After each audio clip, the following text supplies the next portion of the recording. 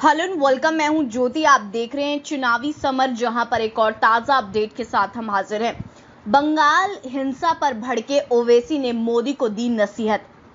केंद्र में भाजपा की सत्ता आने के बाद पार्टी ने जनता के अधिकारों का शोषण करने के लिए ऐसे कड़वे कानून बनाए हैं जिसका न सिर्फ भारत में बल्कि अन्य देशों में भी उनकी आलोचना हो रही है। खासकर सीएए और एनआरसी ने दुनिया में भारत की छवि को धूमिल करने का काम किया है।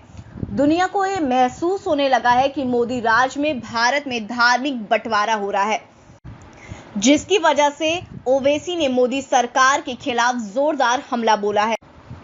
आपको बता दें कि ओवैसी ने यह कहा कि देश में जिस तरह से संविधान की हत्या हो रही है, उससे जनता के अंदर निराशा का माहौल है। उन्होंने कहा कि बंगाल में भी चुनाव के बाद जिस तरह से हिंसा देखने को मिल रही है, उससे जनता काफी ज्यादा घबराई हुई है और लोगों को ये समझ नहीं आ रहा कि इस मुश्किल से वे कैसे निकलेंगे।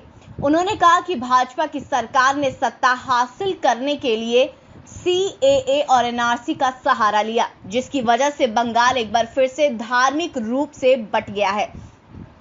ओवैसी ने यह भी कहा कि बंगाल में भले ही भाजपा को सत्ता नहीं मिली, लेकिन जिस तरह से पार्टी ने राज्य में सीएए और एनआरसी का जोर शोर से प्रचार किया, उससे राज्य का माहौल खराब हो गया है। ओवैसी ने यह भी कहा कि अगर कोई सरकार लोगों की जान नहीं बचा पा रही है तो वह फेल है। उन्होंने कहा कि जीवन का अधिकार एक मौलिक अधिकार है और लोगों के जीवन की रक्षा करना किसी भी सरकार का पहला कर्तव्य होना चाहिए।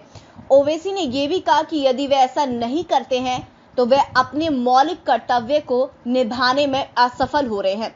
उन्होंने कहा कि हम भारत के किसी भी हिस्से में जीवन की रक्षा के लिए किसी भी सरकार की विफलता की निंदा करते हैं। ओवैसी ने कहा कि भारत में रहने वाले सभी लोग यहाँ के नागरिक हैं और उनसे यहाँ की नागरिकता और जीने का अधिकार कोई नहीं छीन सकता।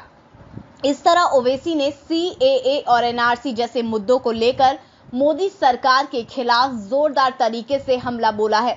उन्होंने साफ साफ कहा कि भारत में रहने वाले नागरिकों से उनकी नागरिकता नहीं छीनी जा सकती है। वहीं दूसरी ओर उन्होंने बंगाल हिंसा पर भी निशाना साधा कि जीवन के अधिकार की रक्षा करना हर सरकार का कर्तव्य है। इसके द्वारा उन्होंने ये बताने की कोशिश की है कि मोदी सरकार लोगों के नागरिकता को छीनने के चक्कर में जनता के जीने की अधिकार की रक्षा करना भूल गई।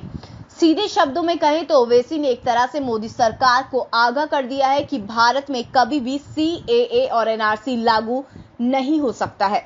तो इस पर आपकी जो भी राय है आप प्लीज कमेंट सेक्शन में लिखें। Thank you so much. Keep watching today's for more news.